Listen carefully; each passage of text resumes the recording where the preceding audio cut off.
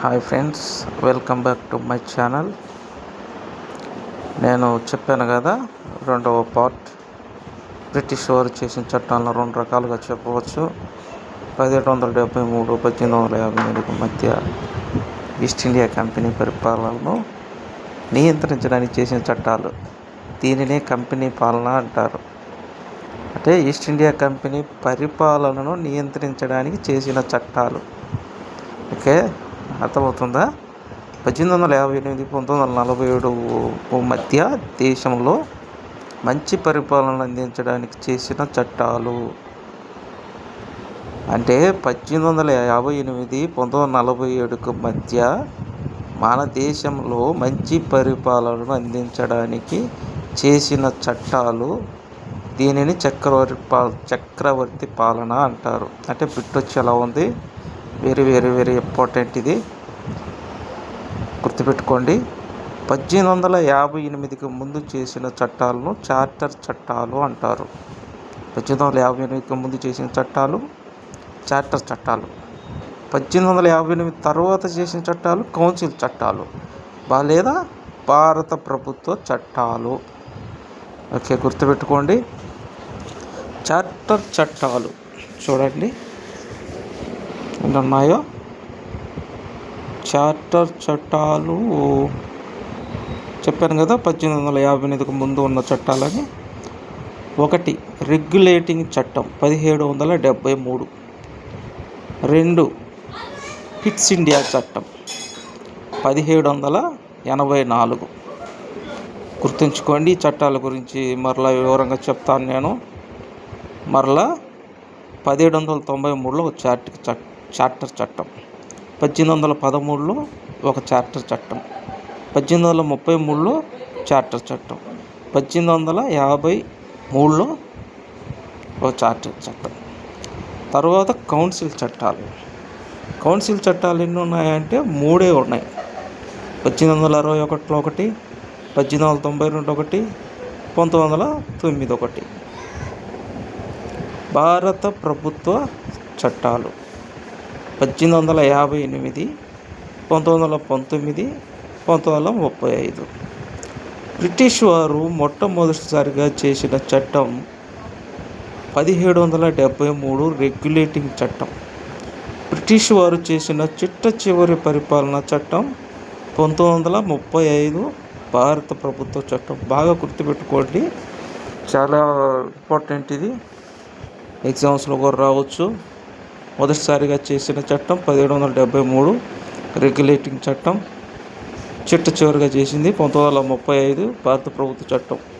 East India కంపెనీలో జరుగుతున్న అవినీతిని పరిశీలించడానికి బ్రిటిష్ ప్రభుత్వం జనరల్ బుర్కియానా అధ్యక్షతన ఒక రహస్య కమిటీని ఏర్పాటు చేసింది. ఈ రహస్య కమిటీ ఇచ్చిన నివేదిక ప్రకారం రెగ్యులేటింగ్ చట్టం 1773ను చేసింది. ఈ చట్టం ద్వారా ఈస్ట్ ఇండియా కంపెనీ వ్యవహారాలను నియంత్రించడం మరియు కంపెనీ రాజకీయ పరిపాలనా విధులు తొలిసారిగా గుర్తించింది. ఓకే, 1773 రెగ్యులేటింగ్ చట్టం ప్రకారం 1773 మొదటి చట్టం అన్నమాట. రెగ్యులేటింగ్ చట్టం ప్రకారం భారతదేశంలో కేంద్రీకృత పాలనకు పునాది వేసిన చట్టం. అంటే కేంద్రీకృత పాలన అంటే ఏంది? అధికారాలన్నీ ఒకే చోట ఉండడం అన్నమాట. ఒకే చోట ఉండటం, 2 చోట్ల ఉండదు, ఒకే చోట ఉంటాయి అధికారాలు. అంటే అధ్యక్ష తరహా ప్రభుత్వం లాగా. ఈ చట్టాన్ని రూపకల్పన చేసిన అప్పటి బ్రిటిష్ ప్రధాని లార్డ్ నార్తే. అంటే దీన్ని తయారు చేసిన వాళ్ళు బ్రిటిష్ వాళ్ళే, అప్పుడు ప్రధాని లార్డ్ నార్త్. ఈ చట్టాన్ని భారతదేశానికి మొదటి లిఖిత రాజ్యాంగ చట్టంగా పరిగణిస్తారు. గుర్తుంచుకోండి ఫ్రెండ్స్, చాలా ముఖ్యమైన బిట్ ఇది. ఈ చట్టాన్ని భారతదేశానికి మొదటి లిఖిత రాజ్యాంగ చట్టంగా గుర్తించారు. 1773 రెగ్యులేటింగ్ చట్టం. ఈ చట్టం ప్రకారం బెంగాల్ గవర్నర్ పేరును గవర్నర్ జనరల్ ఆఫ్ బెంగాల్గా మార్చారు. అంటే బెంగాల్ గవర్నరు ఉన్న పేరును గవర్నర్ జనరల్గా బెంగాల్గా మార్చారనమాట. ఈ బిట్ కూడా వస్తుంది, చాలా ముఖ్యమైన బిట్ ఇది. అతనికి సహాయం చేయడానికి 4 సభ్యులతో ఒక కార్యనిర్వాహక మండలిని ఏర్పాటు చేశారు.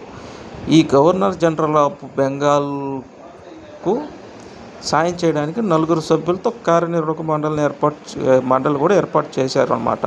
మొట్టమొదటి Bengal governor general Warren Hastings. ఇది కూడా చాలా ముఖ్యమైన బిట్ ఇది, చాలా ఎగ్జామ్స్లో అడిగారు. మొట్టమొదటి Bengal governor general Warren Hastings Bombay, Madras ప్రెసిడెన్సీల గవర్నర్లను బెంగాల్ గవర్నర్ జనరల్కి ఆధీనులుగా చేశారు. అంటే అర్థమైంది, బాంబే, మద్రాస్ గవర్నర్లను బెంగాల్ గవర్నర్ జనరల్కి ఆధీనులు చేశారంటే అధికారం మొత్తం గవర్నర్ జనరల్ ఆఫ్ బెంగాల్కి వెళ్ళిపోయింది. ఈ మిగతా గవర్నర్లు మొత్తం అతని అండర్లో పనిచేయాలన్నమాట. ఈ చట్టం ప్రకారం 1774లో ఒక ప్రధాన న్యాయమూర్తి, గుర్తుంచుకోండి 73లో రెగ్యులేటింగ్ చట్టం. ఈ చట్టం ప్రకారం 74లో ఒక ప్రధాన న్యాయమూర్తి, 3 ఇతర న్యాయమూర్తులతో తొలిసారిగా సుప్రీంకోర్టును కలకత్తాలోని పోర్ట్ విలియం అనే కోటలో ఏర్పాటు చేశారు. చాలా ముఖ్యమైన బిట్ ఇది. ఈ చట్టం ప్రకారం, రెగ్యులేటింగ్ చట్టం ప్రకారం 1774లో తొలిసారిగా సుప్రీంకోర్టును కలకత్తాలో ఏర్పాటు చేయడం జరిగింది. అది ఎక్కడ అంటే పోర్ట్ విలియం కోటలో. మొట్టమొదటి సుప్రీంకోర్టు ప్రధాన న్యాయమూర్తి సర్ ఎలిజా ఎంపే. గుర్తుంచుకోండి, మొట్టమొదటి సుప్రీంకోర్టు ప్రధాన న్యాయమూర్తి సర్ ఎలిజా ఎంపే. ఎక్కడ ఉందా సుప్రీంకోర్టు అంటే కలకత్తాలో ఉందన్నమాట. Next, court of directors. భారతదేశంలో సివిల్ మరియు మిలిటరీ వ్యవహారాలను నివేదిక ద్వారా బ్రిటిష్ ప్రభుత్వానికి ఎప్పటికప్పుడు తెలియపరచాలి. ఈ విధానం ద్వారా కంపెనీ పాలనపై బ్రిటిష్ నియంత్రణ ఏర్పడింది. చూడండి, ఈ చట్టం ప్రకారం కోర్ట్ ఆఫ్ డైరెక్టర్స్ అనే వ్యవస్థ ద్వారా భారతదేశంలో రెవెన్యూ, సివిల్, మిలిటరీ వ్యవహారాలు, పరిపాలన వ్యవహారాలను చెక్ చేయడానికి రహస్య కమిటీని ఏర్పాటు చేశారన్నమాట. ఇది గూఢచార వ్యవస్థగా పనిచేస్తుంది. వీళ్ళు ఈ కంపెనీ చేసేటువంటి పనులను ఎప్పటికప్పుడు బ్రిటిష్ ప్రభుత్వానికి తెలియపరచాల. ఈ విధానం వలన కంపెనీ పాలనపై బ్రిటిష్ ప్రభుత్వం నియంత్రణ ఏర్పడింది. అంటే వీళ్ళు చేసేటువంటి అరాచక పాలన మీద బ్రిటిష్ ప్రభుత్వం అంటే బ్రిటిష్ ప్రభుత్వం చెడ్డదేం కాదు, మంచిదే. కాకపోతే వాళ్ళు వచ్చి మనల్ని పరిపాలించారు, ఆస్తులన్నీ దోచుకొని వెళ్ళారు కాబట్టి వాళ్ళ మీద మన కోపం అంతే. ఈస్ట్ ఇండియా కంపెనీ సరిగా పనిచేసి ఉంటే అందరూ మెచ్చుకునేవాళ్ళు. ఈస్ట్ ఇండియా కంపెనీ పన్ను వసూలు చేస్తూ, జనాలను పీడిస్తూ, ఇబ్బందులు పెడుతూ మరి అరాచక పాలన కొనసాగించింది కాబట్టి ప్రజలు తిరగబడ్డారు. బ్రిటిష్ ప్రభుత్వం కూడా ఆ కంపెనీ పరిపాలన నియంత్రించడానికి రకరకాల ప్రత్యామ్నాయ మార్గాలు ఏర్పాటు చేసింది. అంతేకాదు, మన దేశంలో ఉన్నటువంటి ఎర్రచందనం కానీ, వజ్రాలు కానీ, బంగారం కానీ అన్నీ దోచుకొని వెళ్ళిపోయారన్నమాట. ప్రకృతి సంపదలు మొత్తం దోచుకొని వెళ్ళిపోయారు, ఏవి ఉంచాల. అంటే కంపెనీ పరిపాలన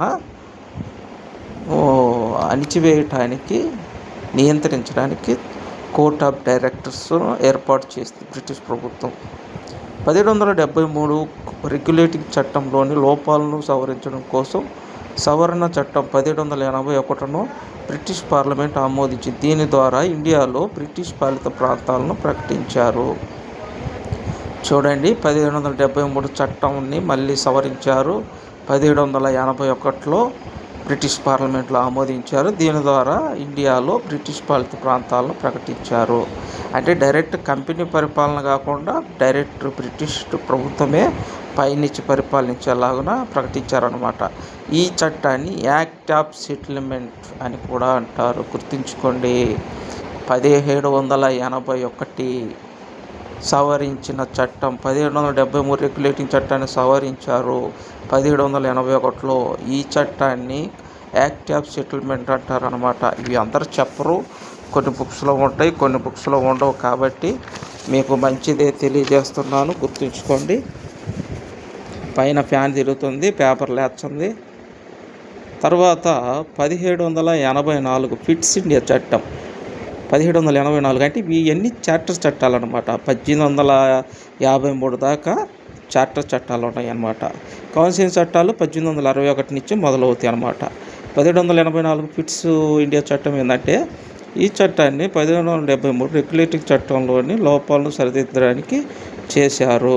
చూడండి, 1781లో యాక్ట్ ఆఫ్ సెటిల్మెంట్ చేశారు. తర్వాత 1784 ఫిట్స్ ఇండియా చట్టం చేశారు. దానికి దీనికి తేడా చూడండి, బాగా అర్థం చేసుకోండి. ఈ చట్టాన్ని రూపకల్పన చేసిన అప్పటి బ్రిటిష్ ప్రధాని విలియం ఫిట్ జూనియర్, అంటే విలియం ఫిట్ జూనియర్ అంట. ఓకేనా?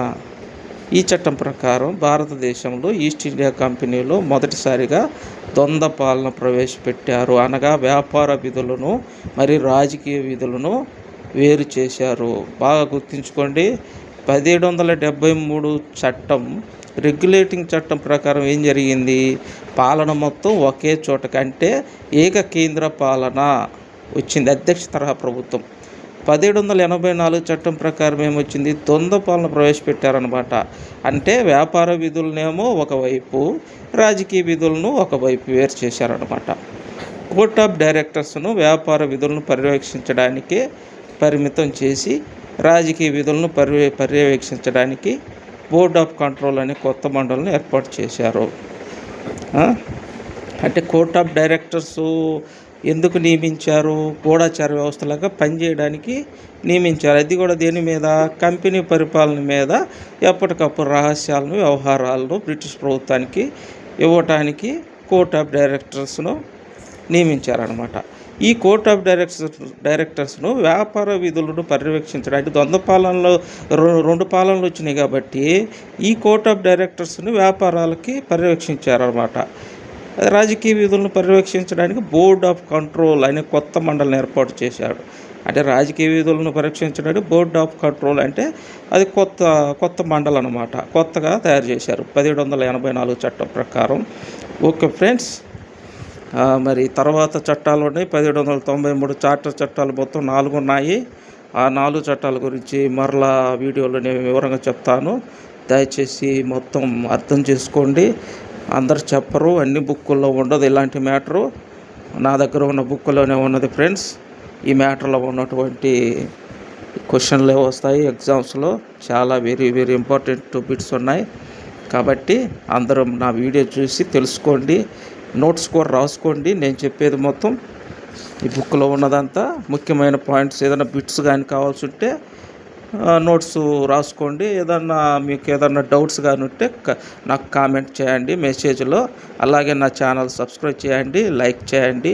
అలాగే మీ ఫ్రెండ్స్కి కూడా చెప్పండి, కొత్తగా ఒక వీడియో చేస్తున్నారు, ఈ విధంగా మనం చదువుకోవడానికి ఎగ్జామ్స్ కోసము బాగుంది అని చెప్పండి. రెఫరెన్స్ ఇవ్వండి, సబ్స్క్రైబ్ చేయమని చెప్పండి. నాకు సపోర్ట్ చేయండి. మంచి ఛానల్ చేస్తాను, మంచి వీడియోస్ చేస్తాను నేను మీకోసం చదువుకోవడానికి. నేను ఇంత కష్టపడుతున్నా కాబట్టి మీకోసం. మీరు కూడా నా కోసం ఏం చేయొద్దు, జస్ట్ ఒక లైక్, ఒక సబ్స్క్రైబ్ చేయండి చాలు. నాకు అంతకంటే ఇంకేం వద్దు, సపోర్ట్ ఇస్తే. ఓకే ఫ్రెండ్స్, ఉంటా మరి.